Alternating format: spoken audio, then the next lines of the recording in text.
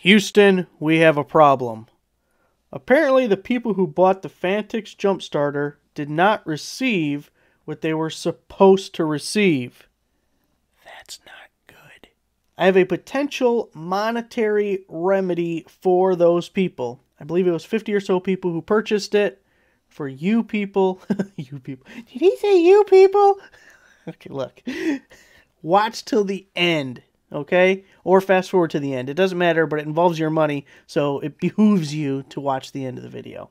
Everyone else, I'm going to try and unpack the story the best I can. Like it's a pain in the ass for customers. It makes me kind of look bad. It's also a time suck for me, so I'm not happy about it.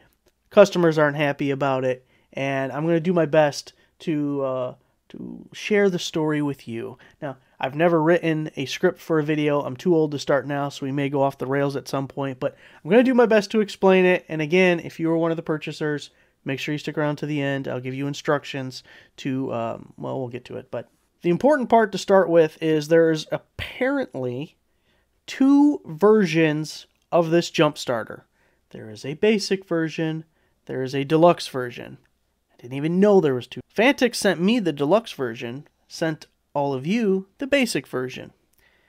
The difference is, as far as I can tell, because I've never had the basic version, the deluxe comes with a fast charger, comes with a car charger, and comes with the hard case. The basic, instead, presumably comes with a different charger that would not be classified as a fast charger, and comes with a bag instead of the case. So those are your differences, as far as I know. Usually how it works is the companies contact me. I must be on some Chinese email list because I've never heard of these people, and they just email me and offer to send a product. If it fits, like some people send something and they'll say, hey, you want to do a video on this makeup set I have? And I just ignore those people. But if it fits, you know, relatively to the channel and I think people would like it, the deal is I'll do the video, you have to give me a promo code. The whole point of the website, the YouTube channel, is to give people deals. If you can't give me a promo code, then what am I doing here? There's no point in this. You got to give me a promo code. They send the item. Usually the item comes directly from an Amazon warehouse. They just go into their Seller Central on Amazon. They create a multi-channel fulfillment order within that framework there, and it gets sent to me. I do the video. When the video's done, I email them, say, hey, the video's done. I need the promo code so I can finish creating the website post, and then I'll get it posted and let you know. They send me the promo code. I finish. I send them the links to everything once the video is up, and then I'm done. That's it. Probably don't talk to them ever again. Sometimes they'll end up sending something else later, but that's it. That's the whole deal. And that's how I thought it was here. And then I've probably got, 35 emails, messages, contacts in various avenues that the people who bought this, from people who bought this, they didn't receive the deluxe version of the item. Varying degrees of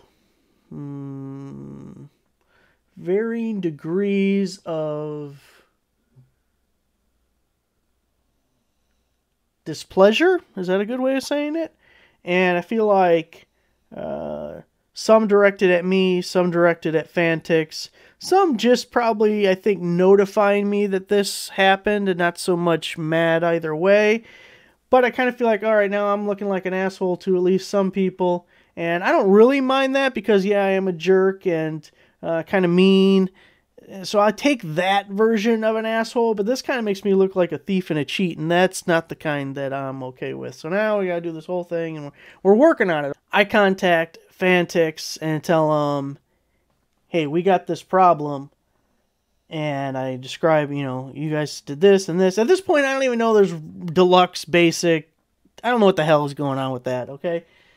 And I cut and paste some of the messages and said, hey, this is just some of the messages I got. Someone said that they tried returning it, and you guys gave them a hard time about trying to return it, which now is making like a bad situation even worse. And I get it from the buyer's point of view. Look, you didn't get what you expected to get.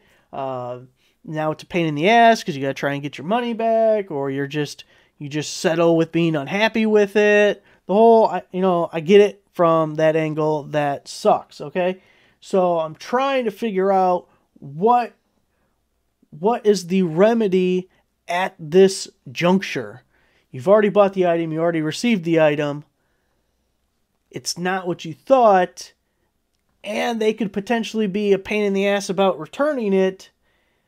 And I'll tell you, I have no contacts with Amazon themselves. I have no pull at all with Amazon. If I have a problem through my affiliate account, or even when I had my selling account, I still have it, but I fill out a form and I get a form email back. I have never once gotten like a personally written email from an Amazon employee. So I can suggest and I can try and be helpful, but I can't force anything on anybody. My power in the situation is, as far as Fantix sees the quote influence of my YouTube channel having some degree of sway. That's it. That's the only power it's the only thing I can, it's the only cudgel that I can use, I guess. So I send them that email.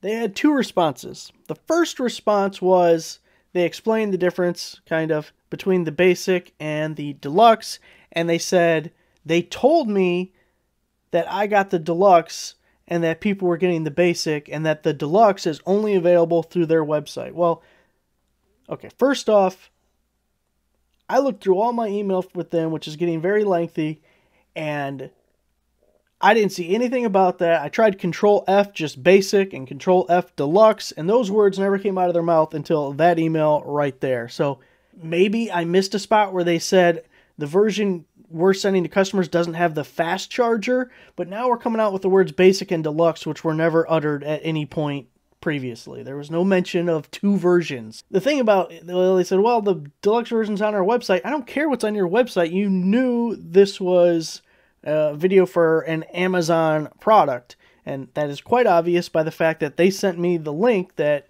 goes to the item, and they sent me the promo code that works for that item. It was all Amazon. I don't care what's on your website. What's on your website makes no difference to me at all. What do I care about your website? I didn't even know you had a website.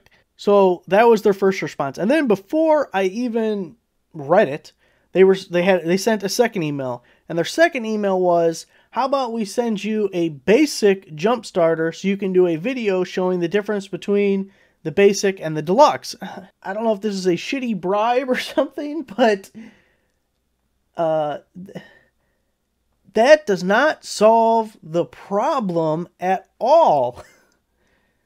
If I have 50 people who are mad because they didn't get what they thought they were going to get, how does giving me a jump starter help that situation at all?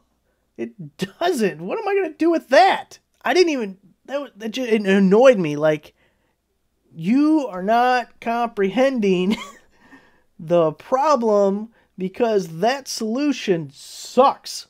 So just out of curiosity, after I read that email, I looked up my YouTube account's main account, the second account, and I've done over 600 product videos. Now, not all of them have been stuff that was given to me for free, but I would say a majority is, and I have never had any problem like this. So I emailed them and said basically the same thing, that I've done over 600 of these videos. I've never run into a situation like this. I don't understand why you would send me a different version than what customers are receiving. It doesn't make any sense to do that. I also told them that I have to do a follow-up video on this now because it has to all get cleared up, and depending how they respond will be the tone of that video.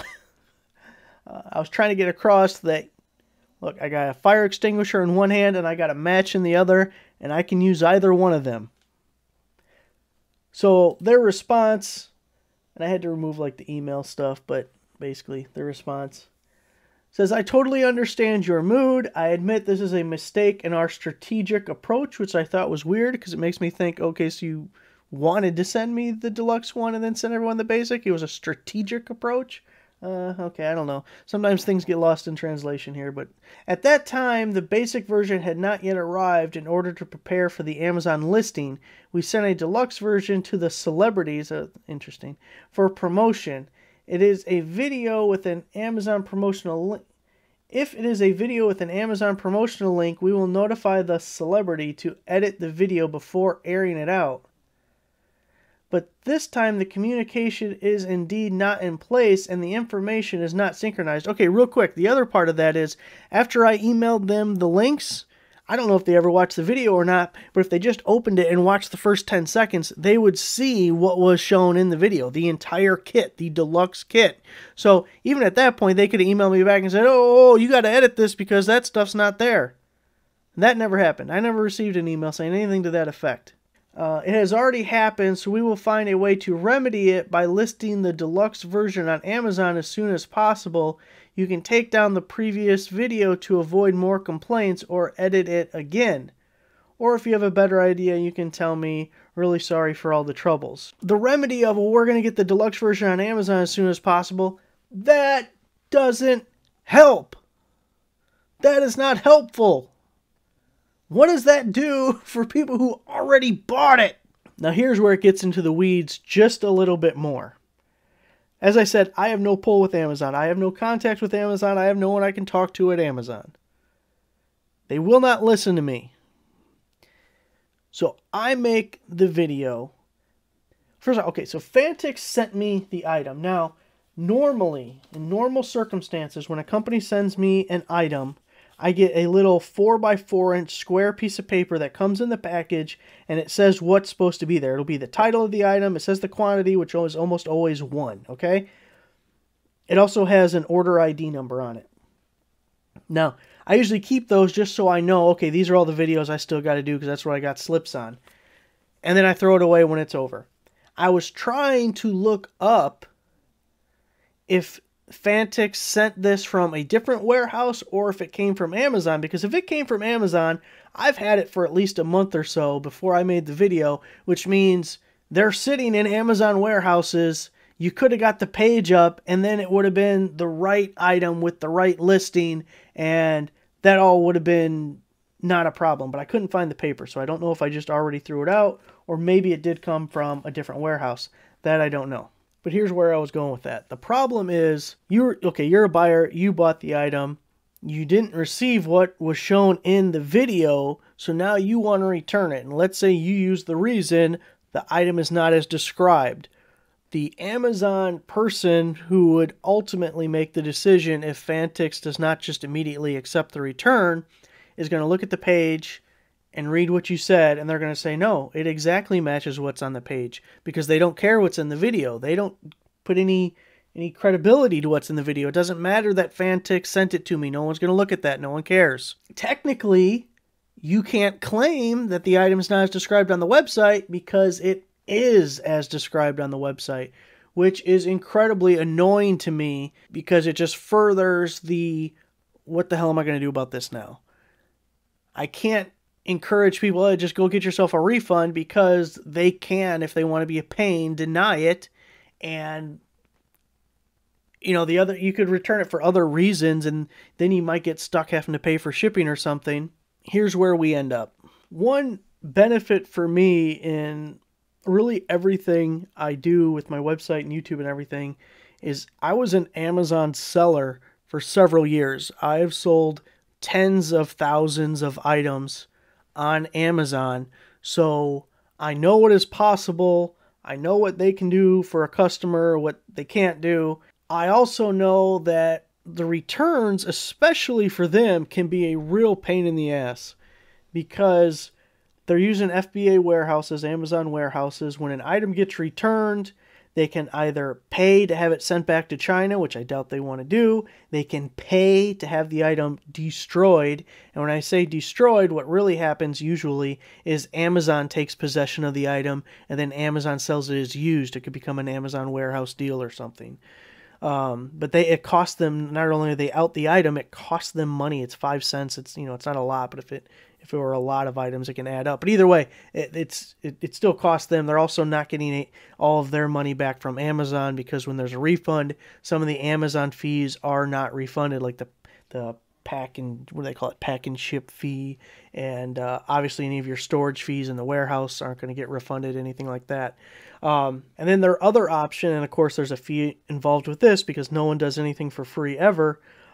Amazon can have their warehouse worker look at an item and determine if it is still in a new sellable condition, and then it can be relisted on the website as new.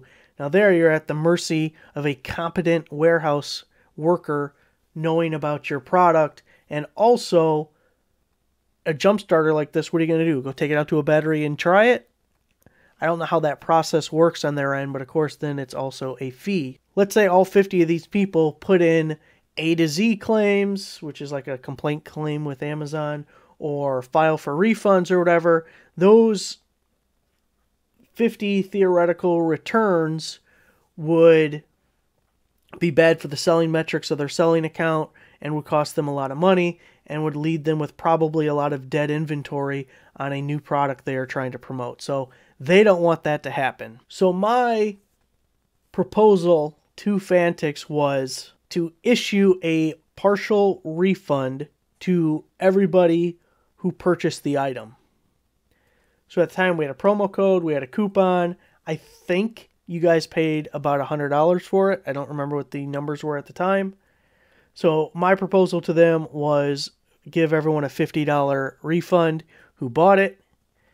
And they said that was too much. They can't do that much because it was just a charger and a case that wasn't included. So they said they would do $30 per order and they would do the refunds. Now they're not going to voluntarily just issue refunds to everybody who purchased the item in that time frame or whatever.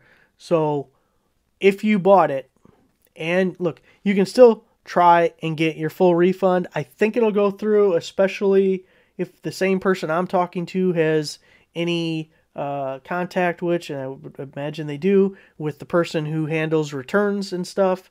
Now that they are more aware, I guess, of the whole thing going on, they may be better about people who are requesting a return. So I would imagine you could be able to return the thing and get all of your money back. But if you prefer the partial refund and you want to get $30 back, send me an email, pj@struggleville.net. In the subject, I get so many emails, I'll miss it otherwise, put Fantix refund. Subject, Fantix refund. Okay, and then in the email, include the name on the order, whatever name is on your Amazon account, who it got shipped to. Actually, who it got charged to, but whatever. The name on the account and your order ID. If you go to your list of orders, you'll be able to find that order ID. So those two items of information, email it to me. I am going to forward it to Fantix, and they said that they would issue a $30 partial refund for people who want it. I plan on sending them the email probably on Sunday afternoon. None of these people work on the weekend, so there's definitely no contacting them then, and I want to give people a chance to do it, but I would prefer to send them one email with a list because I feel like it has a better odds of something getting lost or whatever. I feel it's cleaner, I think, and easier to do that way. So by Sunday afternoon, send me that email, name, order ID. I will forward the list that I receive to Fantix. Give them 3 or 4 days. They're like 12-hour time difference. Daytime for us is night for them and whatever. If you don't receive the partial refund, make sure to contact me again, and I will contact them and try and get it worked out the best we can here. I feel like that works. It's the best remedy I can think of. Hopefully we can now move on to the next item. So thanks for watching. Make sure to give the video a like, subscribe if you're not a subscriber, and if you were a purchaser, make sure to send me that email.